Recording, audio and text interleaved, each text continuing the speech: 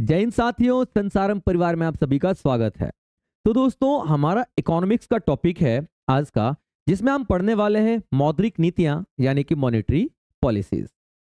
इसका मैं इसके पहले एक लेक्चर ऑलरेडी अपलोड कर चुका हूं, जिसमें मैंने आपको मौद्रिक नीतियों में 3 चीजें पढ़ाई थी: रेपो रेट, बैंक रेट और रिवर्स रेपो रेट।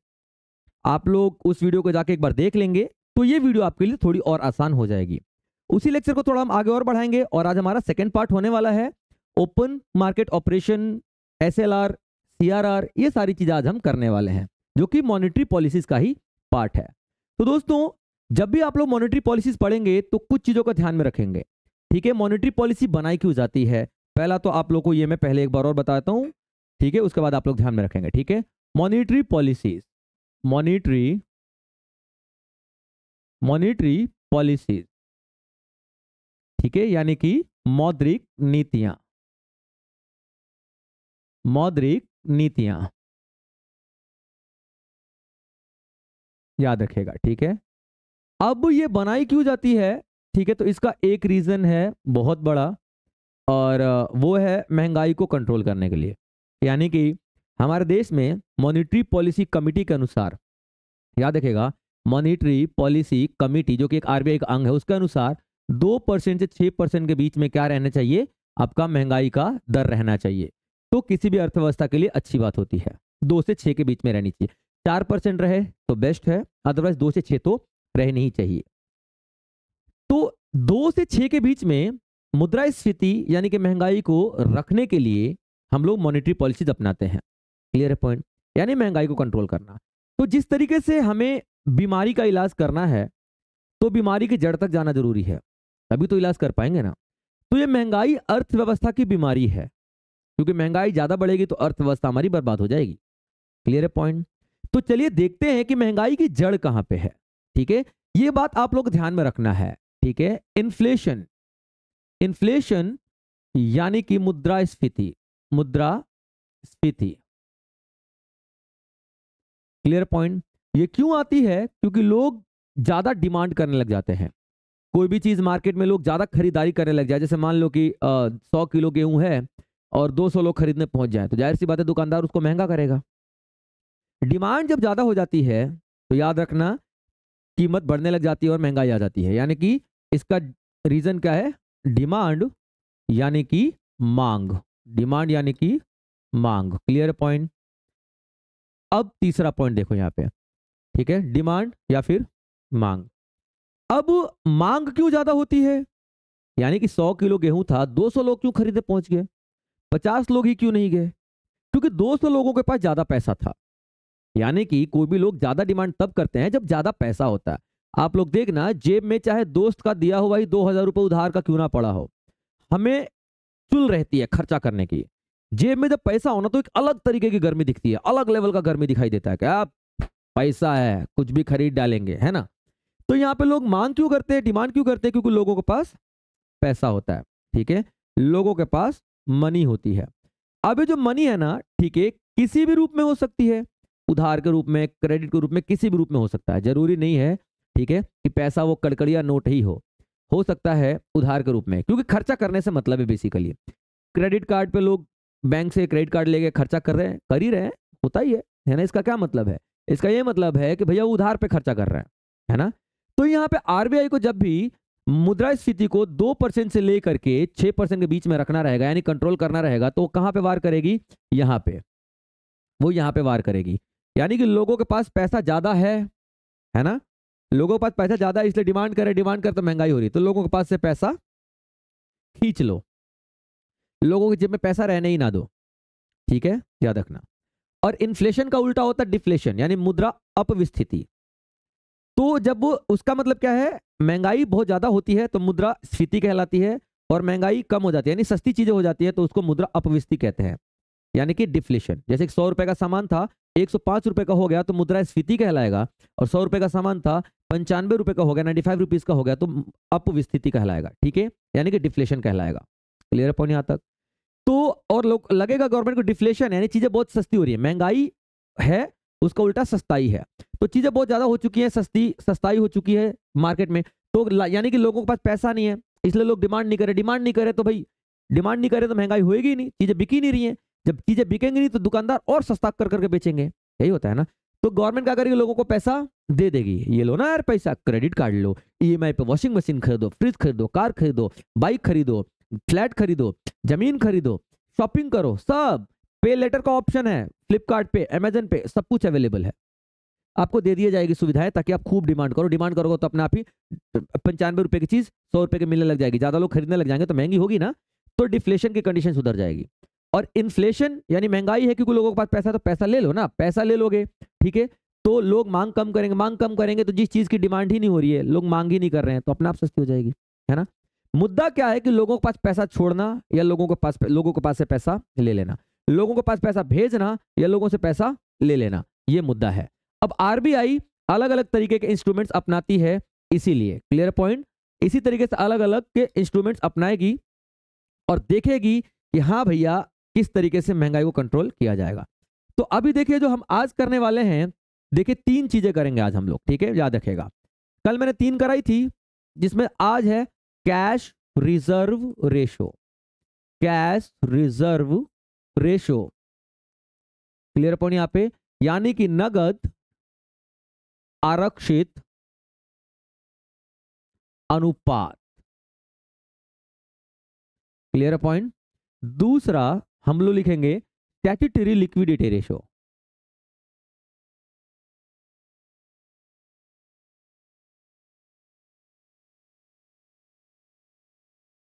इसको हम लोग शॉर्ट में CRR बोलते हैं और इसको हम लोग SLR बोलते हैं, SLR बोलते हैं शॉर्ट में।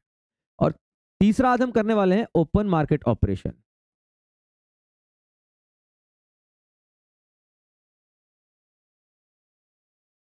यानी कि खुले बाजार की नीतियां,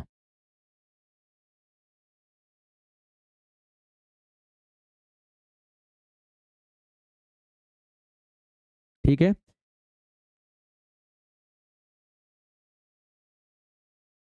वैधानिक तरलता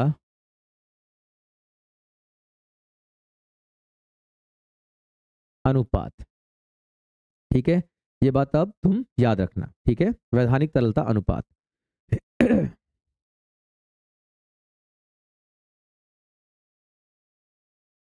क्लियर पॉइंट, चलो ये चीज आप लोग ध्यान में रखेंगे। तो चलिए शुरुआत करते हैं, ठीक है, देखते हैं CRR से।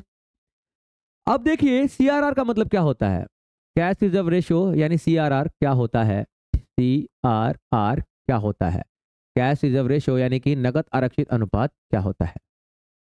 अब इसमें आरबीआई है और कॉमर्शियल बैंक है, ठीक है, और कस्टमर है।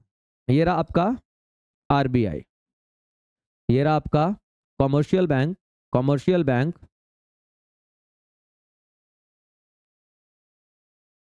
यानी कि वाणिज्यिक बैंक, ठीक है, यानी कि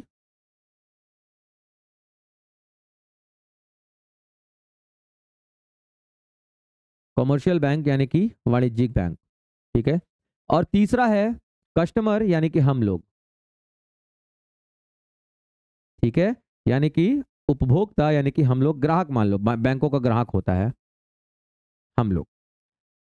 अब देखिए हमें ग्राहक के पास पैसा नहीं छोड़ना है, पॉइंट यही था ना, क्योंकि ग्राहक डिमांड करता है, हमें ग्राहक के पास पैसा नहीं छोड़ना है, क्योंकि ग्राहक क्या करता है, डिमांड करेगा, ज्यादा डिमांड करेगा तो महंगाई बढ़ेगी, ठीक है।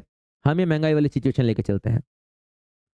अब देखिए है क्या, अब महंगाई क्यों बढ़ेगी, क्योंकि डिमांड ज्यादा होगी, डिमांड ज्यादा होगी क्योंकि पैसा होगा।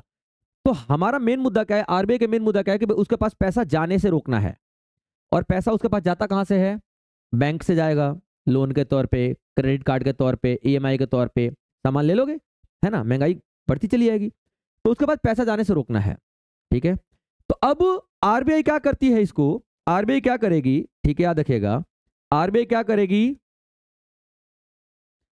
आरबीआई इस कॉमर्शियल बैंक यानी वाणिज्यिक बैंक को बोलेगी, देखो सुनो ऐसा है बेटा कॉमर्शियल बैंक, आपके पास जितना भी पैसा जमा होगा ना, जितना भी पैसा जमा होगा उसका कुछ परसेंट आप मेरे पास रख दोगे, उसका कुछ परसेंट आप मेरे पास रख दोगे। Clear point.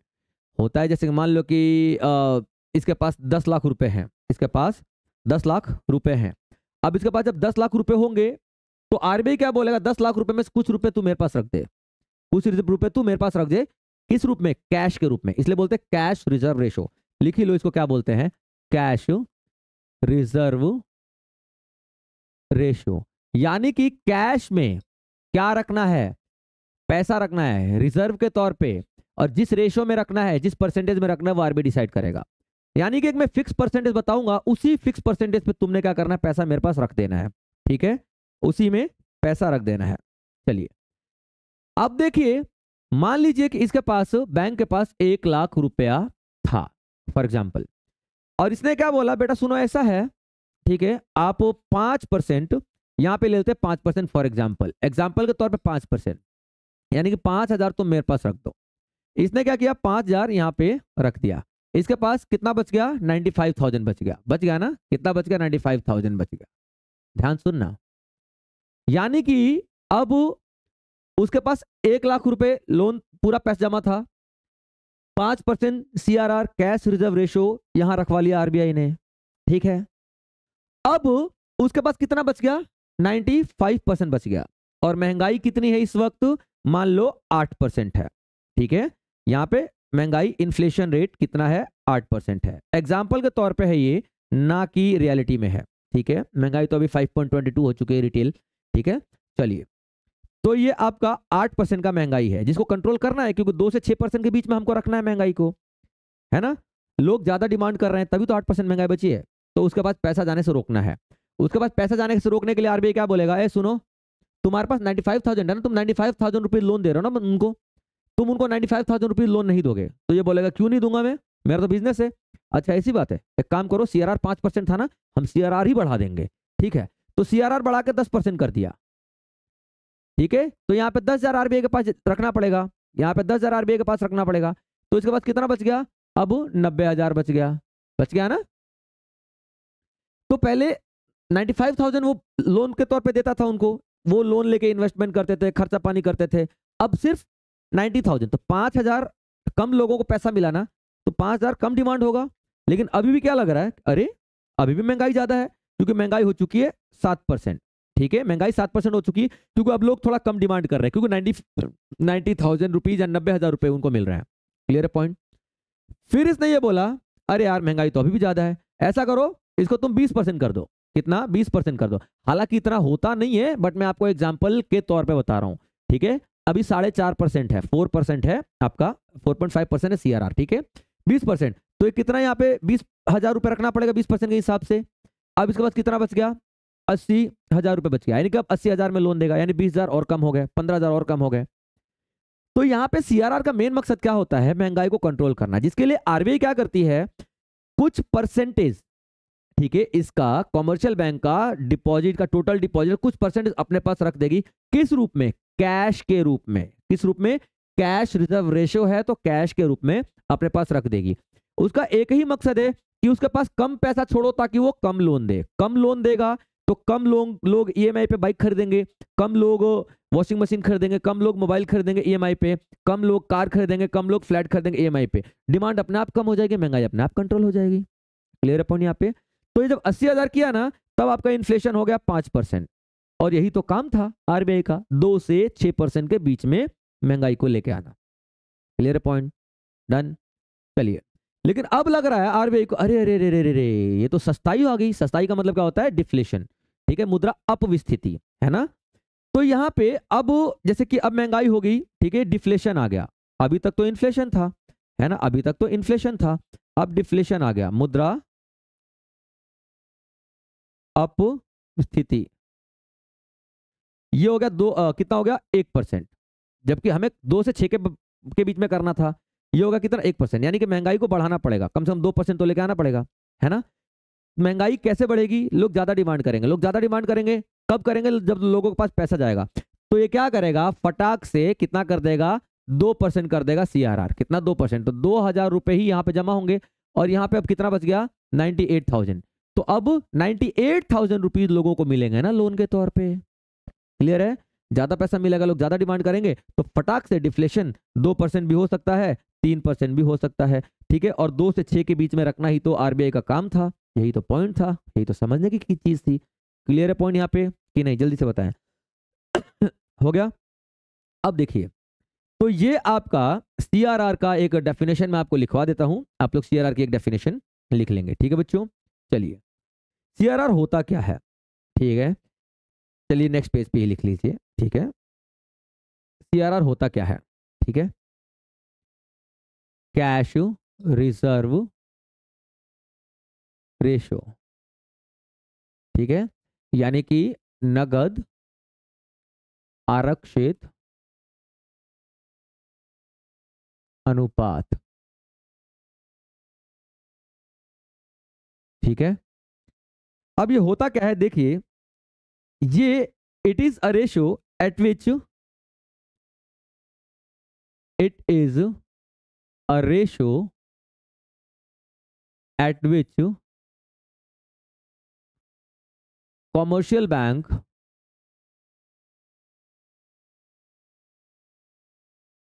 Bank has to keep a certain percentage of, it is a ratio at which commercial bank has to keep a reserve with RBI, ठीक है, यानी एक ऐसा परसेंटेज, ठीक है, या प्रतिशत जो आरबीआई द्वारा निर्धारित किया जाता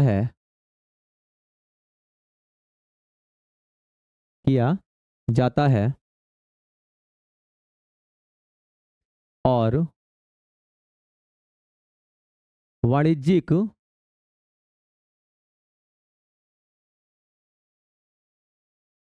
बैंकों को उस प्रतिशत यानी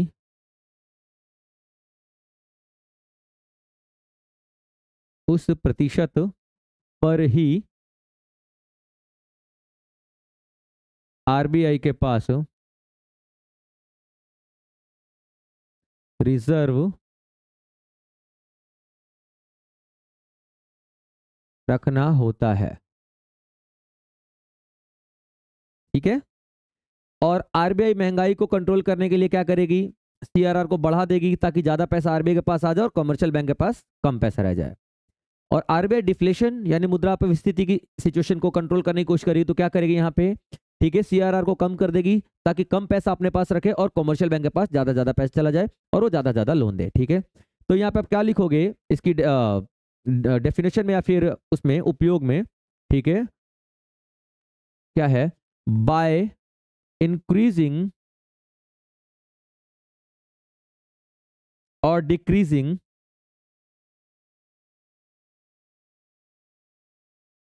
by increasing or decreasing CRR, by increasing or decreasing CRR, RBI controls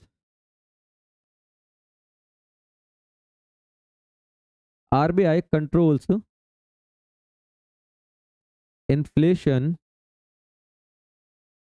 and deflation, clear point, यानी कि नगद आरक्षित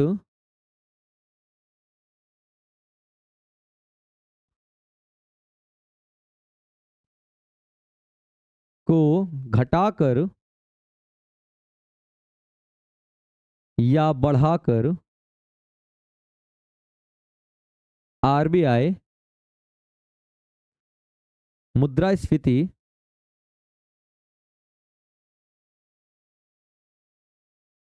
और मुद्रा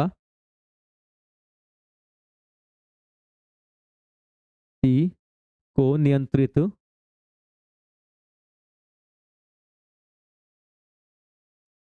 करती है, क्लियर पॉइंट यहाँ पे बच्चे, ठीक है।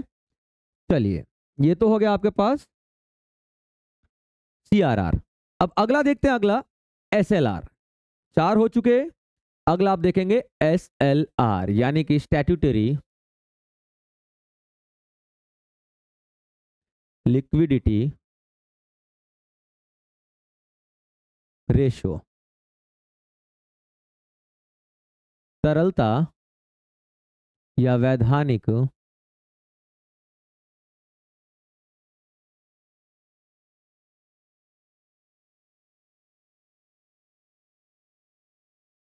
अनुपात। ठीक है, वैधानिक तरलता अनुपात, सेम चीजें लेते हैं हम लोग। ठीक है, वही आपका भाई साहब आ जाएंगे आरबीआई। ठीक है बड़े पप्पा। कॉमर्शियल बैंक, कौन? कॉमर्शियल बैंक यानी कि वाणिज्यिक बैंक।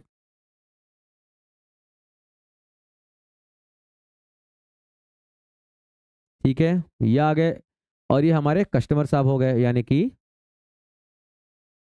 ग्राहक।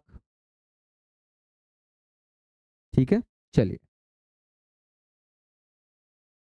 हो गया। अब देखते हैं सीआरआर से एसएलआर कैसे है। रेशियो तो ये भी है। तो मैंने आपको क्या बताया था कि कॉमर्शियल बैंक को अपने जो टोटल डिपॉजिट है कॉमर्शियल बैंक के पास, उसका कुछ परसेंटेज आरबीआई के पास रखना होता है। ऐसा ही था। सेम एग्जांपल फिर से ले लेते हैं। ठीक है, 1 लाख रुपए मान लो इसके पास है। ठीक है, और ये डिसाइड कौन करता है? SLR, government. तो गवर्नमेंट क्या बोलती है कि देखो कमर्शियल बैंक, तुम जो थे मेरे को सीआरआर मेरे पास जमा करते थे, जो कि मैं तुमको लौटाऊंगा थोड़ी। कल को तुम मुसीबत में फंस भी गए तो मैं कौन सा सीआरआर तुमको दे दूंगा, है ना? तो यहाँ पे क्या है बच्चे, लेकिन जब तुम मुसीबत में फंसोगे तो कौन सा पैसा इस्तेमाल करोगे? तो उसके लिए कुछ काम करो, कुछ पैसा अपने पास जमा रखो रिजर्व के तौर पे।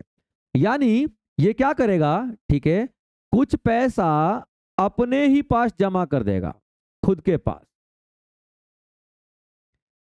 खुद के पास कुछ पैसा रिजर्व रख लेगा। ठीक है, यानी कि बचा के रखेगा। उसको हम लोग क्या बोलते हैं? एसएलआर। कानूनी तौर पे इतना पैसा आपको बचा कर रखना है, क्योंकि भाई देखो आपको डूबने का अधिकार नहीं है। कॉमर्शियल बैंक, पीएनबी साहब, पंजाब नेशनल बैंक साहब, आपको डूबने का अधिकार नहीं है। क्योंकि अगर आप डूबे तो आपके पास लाखों लोगों के पैसे हैं, आप अकेले नहीं डूबोगे। आप डूबोगे तो आपके साथ लाखों लोग, लाखों करंट अकाउंट, लाखों बिजनेस वाले, लाखों मजदूर डूब जाएंगे। आपको अधिकार नहीं डूबने का। तो आपको क्या करना है? कुछ पैसा जमा करके रखना है। मैं नहीं रखूंगा, पीएनबी बोला है, इसे कैसे नहीं रखे बे? अभी तुम्हारा लाइसेंस रद्द कर देंगे, समझ रहे हो? अभी का अभी तुम्हारा लाइसेंस रद्द कर देंगे तो बैंक नहीं रह पाओगे। लोगों के भविष्य से नहीं खेलना है। लोगों का पैसा बड़ी मेहनत से आता है, जो तुम्हारे पास है पीएनबी साहब। तो आपको कुछ पैसा अपने पास जमा रखना पड़ेगा, समझ रहे हैं आप? पीएनबी साहब बोलेंगे, पीएनबी की जगह कुछ भी ले लो, SBI, bank of Baroda, union bank, कुछ भी ले लो, है ना? कोई भी कॉमर्शियल बैंक हो सकता है यहाँ पे। कॉमर्शियल बैंक यानी कि जो हमारे पास जमा करता है और हमको लोन देता है, दोनों काम करने वाला कॉमर्शियल बैंक कहलाता है। तो ये अपने पास जमा करेगा और डिसाइड कौन करेगा? आरबीआई। ठीक है, चलो फिर से एग्जांपल लेते हैं। मान लीजिए कि यहाँ पे 5% है। ठीक है, क्या 5% है? एसएलआर। ठीक है, तो 5,000 रुपए यहाँ पे जमा करा देगा, तो उसके पास कितना बच जाएगा? 95,000 बच जाएगा लोन देने के लिए, ताकि वो लोन दे। ठीक है, लेकिन अभी क्या महंगाई वही वाली सिचुएशन ले लेते हैं। 8% की महंगाई चल रही थी, इन्फ्लेशन आपका 8% का चल रहा था। भैया ज्यादा है, हमें तो 2 से 6% के बीच में रखना था, यही है ना?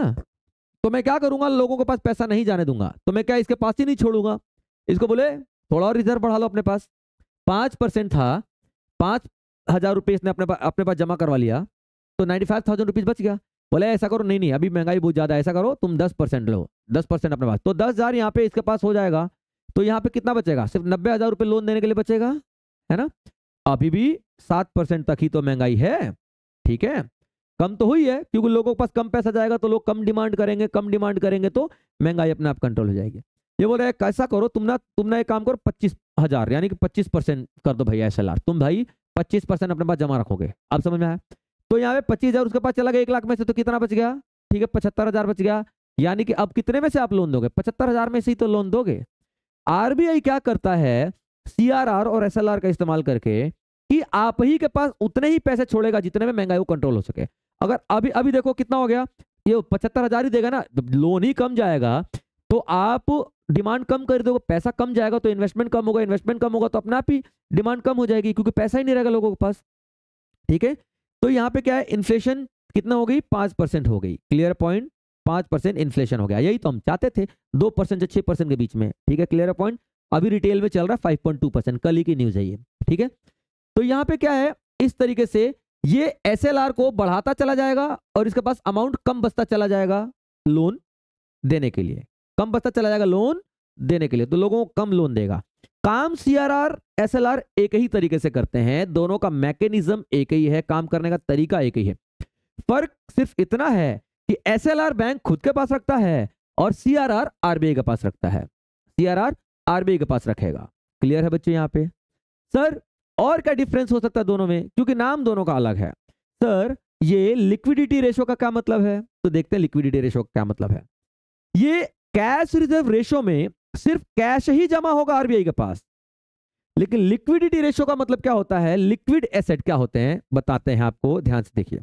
लिक्विड एसेट क्या होते हैं, लिक्विड एसेट, लिक्विड एसेट क्या होते हैं, ध्यान सुनिएगा। लिक्विड एसेट का मतलब क्या होता है, वो हर एक चीज जिसको आप कैश में कन्वर्ट कर सकें। कैश में कन्वर्ट करने का मतलब क्या होता है, पैसे में कन्वर्ट कर सके, बदल सके। गोल्ड है, ठीक है, ये गोल्ड है मेरा, ठीक है, मैंने दुकान पे गया और मुझे मिल गया, है ना, पैसा बेचे मिल गया। तो जो भी चीज जितनी जल्दी पैसे में कन्वर्ट हो सके उसको हम लोग क्या बोलते हैं, लिक्विड एसेट बोलते हैं। तो जो आपका CRR था उसमें सिर्फ कैश ही रखना था RBI के पास, लेकिन यहां पे आप कुछ भी रख सकते हो। लिक्विड एसेट मतलब कुछ भी रख सकते हो। अब लिक्विड एसेट में क्या क्या आता है सर, कि हम कुछ भी रख सकते हैं। गोल्ड हो गया, गोल्ड आप रख सकते हो, ठीक है, बॉन्ड्स रख सकते हो, कुछ भी रख सकते हो जिसको आप बेच के क्या कर सको, पैसे में कन्वर्ट कर सको। ठीक है, जिसको सेल करके, ठीक है, सेल करके पैसा मिल जाए, पैसा जल्दी मिल जाए। क्लियर पॉइंट यहाँ पे, जल्दी मिल जाए। ठीक है, याद रखना, पैसा जल्दी मिल जाए, उसको हम लोग क्या बोलते हैं, लिक्विड एसेट बोलते हैं। तो CRR में क्या था कि सिर्फ और सिर्फ कैश ही आपको जमा कराना था, रिजर्व में रखना था, कहां पे, RBI के पास। और SLR में क्या है कि कैश के अलावा, कैश भी होगा ऐसा नहीं है, क्योंकि लिक्विड, कैश खुद ही लिक्विड है, खुद ही पैसा है, पूरी तरह से तो कैश ही लिक्विड है ना। तो यहाँ पे कैश के अलावा गोल्ड भी रख सकते हो, ट्रेजरी बिल भी कुछ भी रख सकते हो जो कि आप बेच के पैसा कन्वर्ट कर सकते थे, वो सब कुछ यहाँ पे गिरवी रख, मतलब ये सब कुछ यहाँ पे गिरवी नहीं, रिजर्व के तौर पे आप रख सकते हो। क्लियर पॉइंट यहाँ पे, समझ में आया? यही आपका CRR और SLR था। ठीक है, चलिए अब SLR का एक प्रॉपर डेफिनेशन लिख लेते हैं और ये काम कैसे करेगा ये लिख लेते हैं। ठीक है, SLR, ठीक है, SLR होता क्या है, यानी कि वैधानिक तरलता अनुपात होता क्या है। ठीक है, commercial bank has to maintain या to keep a percentage of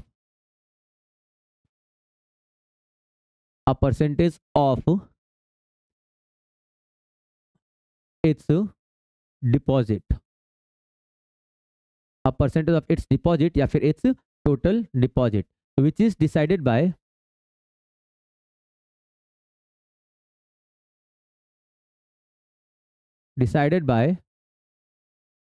RBI।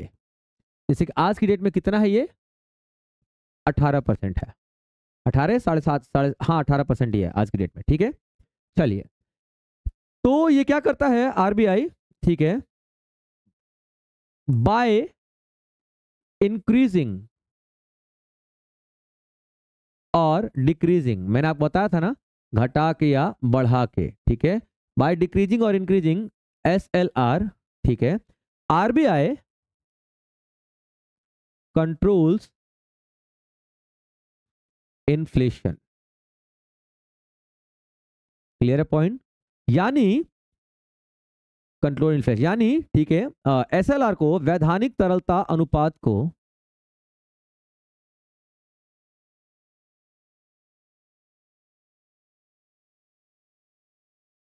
घटाकर या बढ़ाकर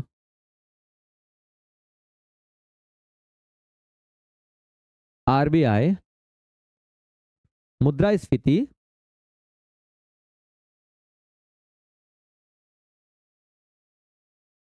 नियंत्रित करता है। क्लियर पॉइंट यहाँ पे, यही आपका पॉइंट था। चलिए आगे देखते हैं। तीसरा आता है बच्चे ओपन मार्केट ऑपरेशन, यानी कि खुले बाजार की नीतियां। अब ये खुले बाजार की नीतियां क्या होती हैं देखते हैं। ओपन मार्केट ऑपरेशन यानी कि खुले बाजार की नीतियां।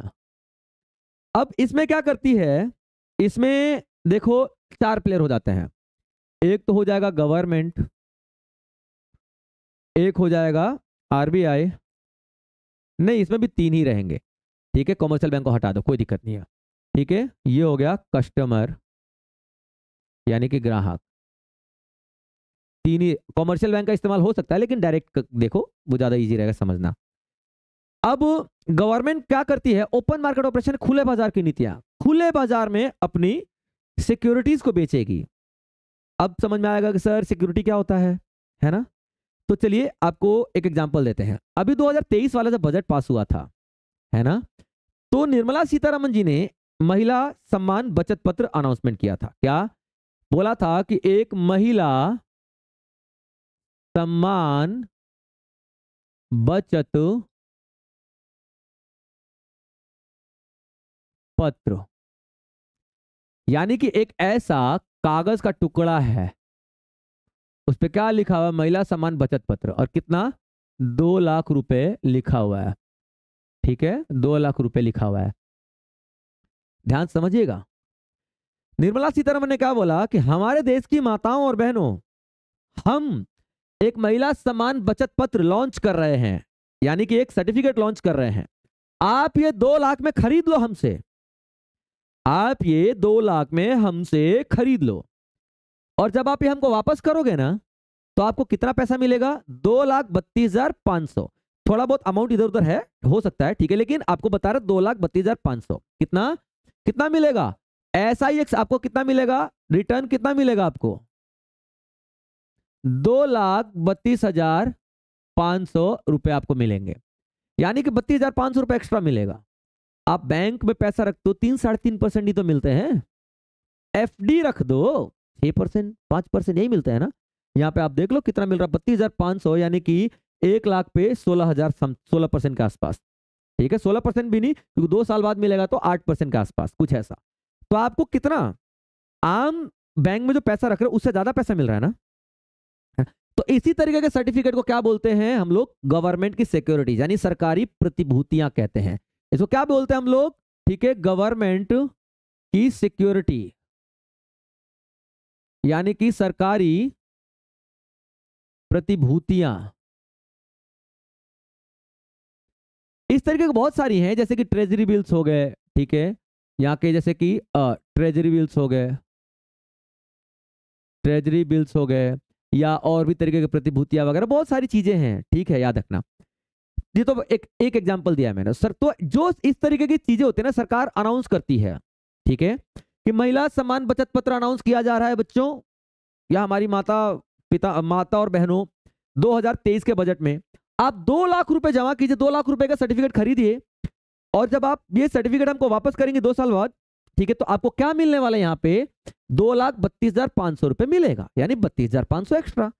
अब यहाँ पे देखिए महिलाएं क्या हो जाएंगी, एकदम से उत्तेजित हो जाएंगे, भाई ऐसा इतना पैसा मिल रहा है, तो वो क्या करेंगी, हमको खरीदना, हमको खरीदना, हमको खरीदना है। तो ओपन मार्केट ऑपरेशन में, यानी कि खुले बाजार की नीतियों में, ऐसे ही सिक्योरिटीज को, गवर्नमेंट की ऐसी ही सिक्योरिटीज को आरबीआई क्या कर देगी, इनको बेच देगी। जब इनको ये सिक्योरिटी बेचेगी, याद रखना, बेचेगी तो पैसा आएगा ना, यानी कि सिक्योरिटीज अगर बेचेगी, ठीक है, तो मनी आएगा, यानी कि मनी आएगा, ठीक है। किसका पैसा, कस्टमर का, कहां आ गया, आरबीआई की जेब में आ गया। कस्टमर के पास पैसा कम हो गया, कम हो गया तो डिमांड कम, डिमांड कम तो इन्फ्लेशन कम। मैं बता रहा था ना, लग ही रहा था कि आप डिसीजन ले रहे हो, आप नहीं ले रहे हो, याद रखना।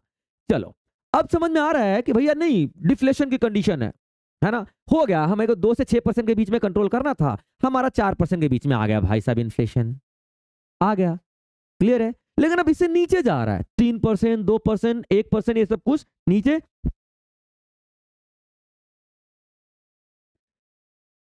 क्लियर है पॉइंट, यानी कि 4% पे आ गया, अब 3 जा रहा है, 2 जा रहा है, 1 जा रहा है। अब फिर से चिंता की बात हो गई, तो अब गवर्नमेंट क्या बोले, सुनो सुनो, ये सिक्योरिटीज है ना वो वापस लेगी।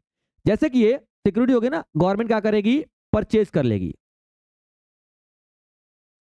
अब सिक्योरिटी जिस तरीके से बेचा था तो पैसे आए थे, खरीदेगी तो पैसे पब्लिक के पास फिर से चले गए। लेकिन कितने गए, 2,32,500 रुपए चले गए। अब पैसे चले गए, लोग खूब डिमांड करने लग गए, डिमांड करने लग गए, तो भैया 1% से महंगाई 2%, 2% से 3%, 3% 4%, 4% तक ही तो हमको लेके आना था। वैसे 2 से 6% के बीच में है, लेकिन बेस्ट कंडीशन कितनी है, 4%। क्लियर पॉइंट यहाँ पे। तो ये जो ओपन मार्केट ऑपरेशन यानी कि खुले बाजार की नीतियां है, इसमें सरकार क्या करती है, ठीक है, आरबीआई के जरिए, या यूं कह लो आरबीआई क्या करती है, सरकार की प्रतिभूतियों को बाजार में बेच देती है और खरीद लेती है। क्लियर है पॉइंट। महंगाई होगी, इन्फ्लेशन होगा तो बेच देगी ताकि पैसा आ जाए, ठीक है, और डिफ्लेशन होगा यानी कि मुद्रा अपस्फीति आएगा तो क्या करेगा, उससे खरीद लेगा यानी कि पैसा उसके पास चला जाएगा। क्लियर है पॉइंट। तो ये गवर्नमेंट की सिक्योरिटीज को सेल और परचेज करती है आरबीआई। क्लियर है point. To control inflation and deflation, यही तो आपका मुद्दा था, यही आरबीआई करना चाहती थी। तो चलिए लिख लीजिए डेफिनेशन पूरी ओपन मार्केट ऑपरेशन की। ओपन मार्केट ऑपरेशन यानी कि खुले बाजार की नीतियां।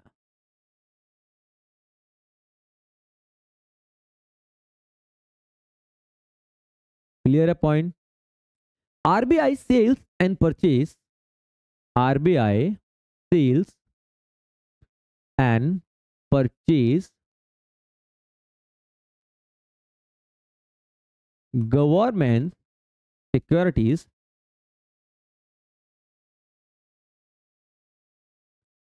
on behalf of government to control inflation and deflation। Clear है। चलिए, और हिंदी मीडियम, आरबीआई सरकार की तरफ से सरकारी प्रतिभूतियों को खरीदती और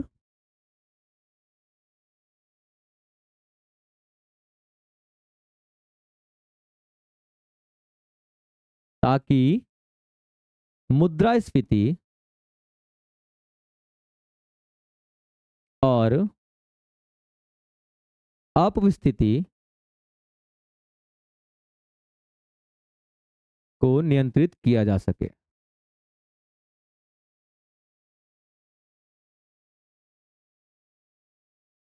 ठीक है बच्चों। चलिए, तो ये आपका 3 पॉइंट जो मुझे आज कराने थे, सीआरआर, एसएलआर और ओपन मार्केट ऑपरेशन, यानी कि नगद आरक्षित अनुपात, वैधानिक तरलता अनुपात और खुले बाजार की नीतियां। ये मॉनेटरी पॉलिसी, मौद्रिक नीतियों की 3 ऐसे औजार हैं, इंस्ट्रूमेंट है, जिनका इस्तेमाल आरबीआई कंट्रोल करती है, जिनका इस्तेमाल करके आरबीआई कंट्रोल करती है इन्फ्लेशन या डिफ्लेशन। आई होप आपको लेक्चर समझ में आया होगा। और बच्चों, लेक्चर समझ में आ रहा है तो डेफिनेटली आपको क्या करना है, लाइक करना और कमेंट में अपने डाउट्स पूछने हैं। हर एक कमेंट का आपका जवाब दिया जाएगा। चलिए मिलेंगे अगले लेक्चर में, तब तक अपना ध्यान रखेगा बच्चों। जय हिंद।